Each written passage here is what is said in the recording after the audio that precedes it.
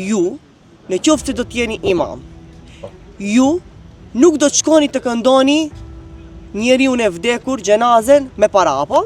Po, është e vërtet, kësa ajo është në mision i shenjtë, është besim, mbi gjitha para se me qenë çështje financiare dhe materiale.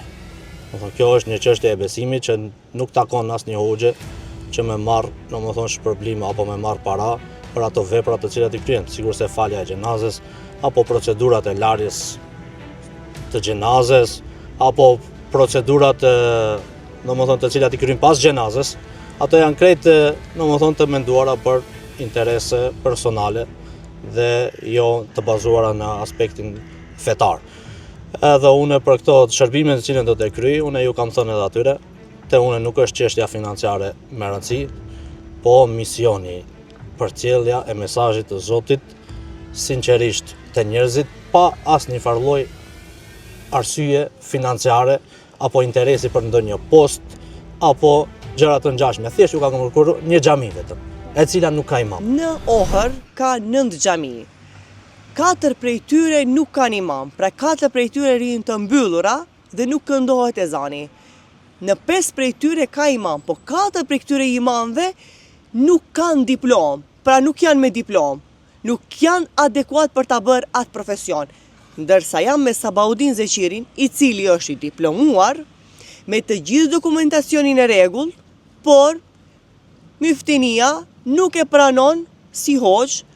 Arsyet nuk ja ka dhënë në letër, edhe pse ka bërë kërkesa të shumta, ka kërkuar një përgjigje zyrtare, ashtu siç duhet të japin institucionet publike, përgjigje zyrtare nuk ka marrë, ai kërkon që të punësohet si hoxh në këto xhami që rinë të mbyllura dhe nuk thirret ezani. Po.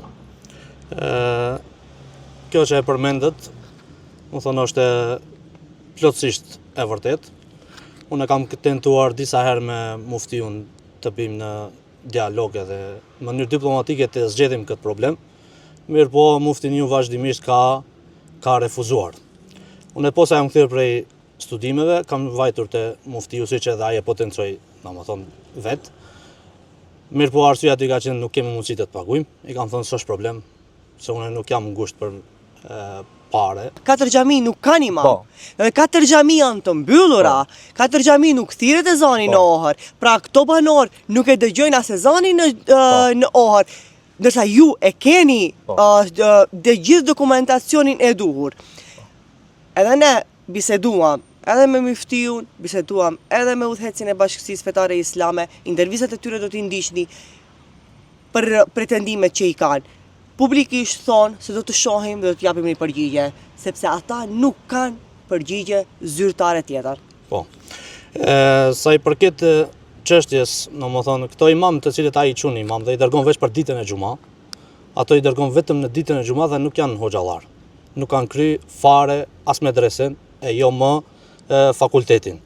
Bile njëra prej xhamiave që llogaritet në xhamia në Turska Çarshigje, i thonë, aty është një xhami e cila rrin vazhdimisht mbyllur, nuk hapet as për bajrame as për xhuma. I kam thënë s'paku atë ma jep. Ka thonë jo nuk mundet, politikat e muftinisë janë që ajo xhami mos të funksionojë. I thash pse? Njerëzit e kanë ndërtuar muslimanët këtë xhami që ajo të rrije e mbyllur dhe u larguan. Kjo ishte biseda ime fundit me muftiun. Do me thënë, më mirë është që të ngeleni mbyllur xhamia se sa që të jeni të shërbeni ju si imam. Në rregull. Tani, hoxha, unë dua ta gjej problemin real. Problemi që thuhet në kamera edhe që thuhet realisht në deklarata nuk më duket problemi real. Sepse në qoftë se ju, siç pretendojnë ato, nëse guxoj ta them, jeni ekstremist në bazë të mënyrës mjekrës, në bazë të X arsyeve që ata i numërojnë. Unë di njerëz të cilët janë të tjerë dhe punojnë si hoxhallar, madje edhe veshjen e kanë ndryshe. Pra është një selektivitet. Mund thuhet? Po, është një selektivitet i vërtet, për shkak se edhe ne ka hoxhallar të tillë, të cilët edhe me mjekër si unë, edhe veshjen e kanë ndryshe, mirë po ai nuk përbën fare, rrezik për to, kurse une përbëj rrezik edhe pse une nuk jam as i dyshuar as prej shtetit, nga se nuk jam as e gjykuar, nuk kam as një vepër penale të kryer në shtet. Në rregull, ju sigurisht ne morëm informacion, ju nuk keni asnjë lloj vepër penale në shtet, nuk keni as i gjykuar për ekstremizëm. Pra, hoxha në fjalë mund në idenë e tyre të jeni i tillë. Realisht ku qëndron problemi? Unë e kam përshtypje se është dikun tjetër problemi. Në atë që e njohim hoxhën, në atë që njohim njerëzit përreth tij, hoxha ka një ndershmëri të lartë në aspektin financiar. Pra, nuk i pranon në asnjë lloj mënyre, asnjë lloj pagese e cila nuk është në bazë të fesë. Pra fen, hoxha e ndjen nga brenda, ashtu siç duhet jetë. Dhe kjo më pëlqen shumë që ta themi në media. Ju, në qoftë se do të jeni imam, ju nuk do të shkoni të këndoni njeriu e vdekur, xhenazen me para, apo? Po, është e vërtet, ka se ajo është një mision i shenjtë, është besim mbi gjitha para se me qenë çështje financiare dhe materiale. Kjo është një çështje e besimit që nuk takon asnjë hoxhe që me marr, shpërblime apo me marr para për ato vepra të cilat i kryen, sigurisht se falja e xhenazes apo procedurat e larjes të xhenazes apo procedurat të cilat i kryen pas xhenazes, ato janë krejt të menduara për interese personale dhe jo të bazuara në aspektin fetar. Edhe une për këto shërbime të cilën do të kryej, une ju kam thënë edhe atyre, te une nuk është çështja financiare me rëndësi, po misioni, përcjellja e mesazhit të Zotit sinqerisht te njerëzit, pa asnjë lloj arsye financiare apo interesi për ndonjë post apo gjëra të ngjashme. Thjesht ju ka kërkuar një xhami vetëm, e cila nuk ka imam. Hoxha, kemi ndjek disa procedurat në cilat ndrojnë jetë njerëz të gjithë kur shkojnë për kokë shëndosh. Tek një familje e varfër, vështirë se vjen një hoxh ta këndoje Kuranin te vgaret, namazin e xhenazes. Tek një i pasur edhe myftiu është ngjengje të vijë aty dhe të rënditën krejt rënd. Pse? Po, siç e potencuam edhe në fillim.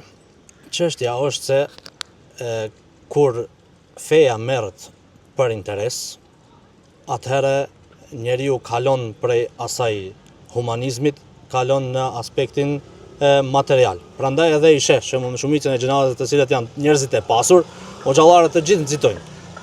Pse? Sa atje ka ngrofje xhepi, kurse kur vdes një fukara, atje shtyhen hoxhallarët secili ka me shku me ja fal xhenazën, dhe ndoshta e dërgojnë dhe njërin më të dobtin, thënë hajde shko ti sa me e kalu procedurën dhe nuk marrin pjesë hoxhallarët fare. Për shkak se arsyet janë të qarta vetë se në publik. Edhe shumica e publikut e din pse. S'ka nevojë me potencu shumë detajisht se e din shumica e njerëzve. Krejt në rregull. Pra ju, si parime, hoxha në fjalë, i ka parime bazë të jetës së tij. Mos marrjen financiare dhe mos pagesën e procedurave të cilat janë në bazë të ibadetit që e kena, besimit shpirtëror, që janë krejtësisht normale dhe janë pak a shumë, siç e kemi treguar me aspektin e problemit të institucioneve dhe pagesave në institucionet të cilat janë të mbuluar nga fondi, por përsëri mjekët i detyrojnë ato pacient të paguajnë. E njëjta procedurë është edhe tek bashkësia fetare. Pra, këto nuk duhet të pagojnë, por në fakt i detyrojnë të pagojnë. Po, nuk duhet të pagojnë, siç thaje, po i detyrohet i shkretin me pagujt, për shkak se pastaj kur do të ndodhe ndoshta ndonjë vdekje tjetër, ndonjë familjar tjetër, atëherë do ndodhe ajo që tham, do shtyhen hoxhallarët se kush më shku me ja kry procedurën e faljes së namazit të xhenazës, edhe procedura tjera të cilat i bëjnë pas varrimit. Ajo që më bëri shumë përshtypje është peticioni që ju e keni me 60 banor, të cilët kërkojnë që hoxha të jetë imam i tyre. Ky dokument është shumë i rëndësishëm që do t'i shfaqim këtu në video, ku hoxha kërkon 60 banor kanë dhënë peticion personi në fjalë të jetë hoxha i tyre. As këtë peticion Bashkësia Fetare Islame nuk e ka marrë parasysh. Kërkesa është dërguar, por nuk është pranuar. Nuk është pranuar, e kemi dërguar personalisht do shok e kanë dërguar te muftinia, është refuzuar. Pastaj ju kemi dërguar me post. Përsëri siç ju kemi dërguar, as nuk e kanë hap, na kanë kthyer mbrapsht. Pas kësaj kam kërkuar takim me reisin, disa herë, ndoshta një 2 muaj, 3 muaj kam kërkuar takim me reisin. Jo sot, jo nesër, jo mbas nesër, jo kështu, dhe në fund nuk ka pranuar fare takimin me mu. Arsye nuk ka thonë.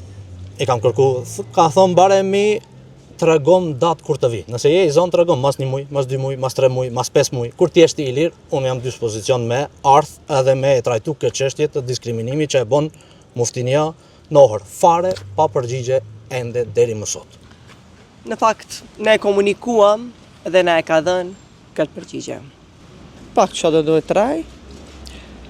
Për fund, cila është thirrja juaj?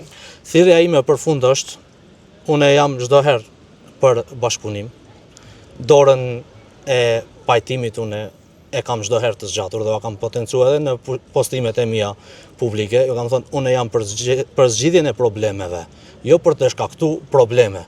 Prej meje të gjithë e kanë të falur përderisa kërkojnë falje. Unë u afali, krejt që kanë bërë deri tash u afali.